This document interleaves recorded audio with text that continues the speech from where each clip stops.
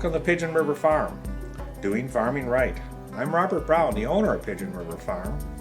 Thank you for viewing.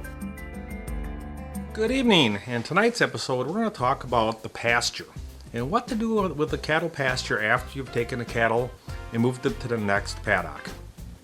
Left behind is going to be some undesirables to the cattle. It's going to be grasses that have become too mature or have a bitter taste to them, like some of the fescues. There's going to be some weeds, and that's going to be things that the cattle are not interested in eating. So what do we do at that point? Well, the process that we've applied here is after the cattle are on it for the 1 to 3 days, they're moved to the next paddock, and then I'll let the cattle, once the cattle are moved, I'll go ahead and I'll take the swather and I'll go in and I'll trim everything, called giving it a haircut. So by the process of giving it a haircut, we're simply cutting off all the grasses, weeds that are sitting high in the pasture. You can see it here in the video how all this leftover. So we cut it down, and that allows everything to get off to an even start. The stuff that got eaten down is going to be more stressed than the plants that are left tall. By go ahead and cutting it, we're starting on an even keel, and there's not an advantage to the plants that get left untouched. Otherwise, over time, your pasture will actually become more dominant in that less desirable.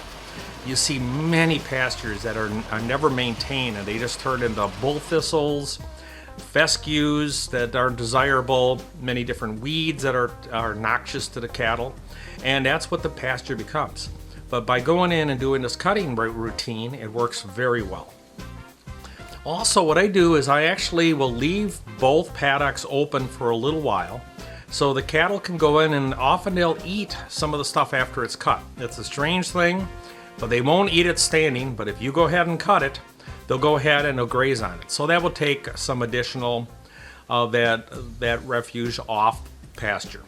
If it's too thick where it won't break down very rapidly, then I'll take the hay rake, I'll rake it, I'll go ahead and then possibly put it into bales.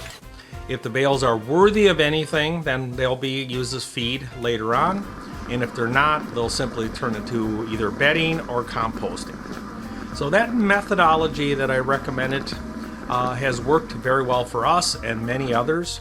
The only argument I guess you can make to this is you're using kind of valuable fossil fuel to go ahead and cut, and then you're talking about grazing. So it's a decision you have to make. We just found that the performance of the pasture, at least getting it one haircut in a season, seems to be very desirable, especially coming off the spring flush. We're getting into the latter part of June. So that's a good time we found up in mid-state Wisconsin to go ahead and do that. So you can see here in the videos that we showed the before and after, and then the cattle going ahead and enjoying some of the stuff that was cut. And that's my recommendation. I hope it's of some benefit to you. I thank you and have a great evening.